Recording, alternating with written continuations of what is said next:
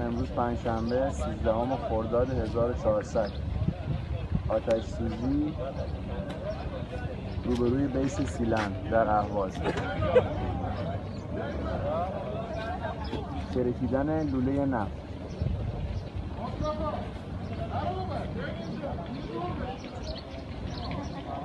جا میری؟ بچه ها دارن سعی میکنن ماشینی که از همکارامونو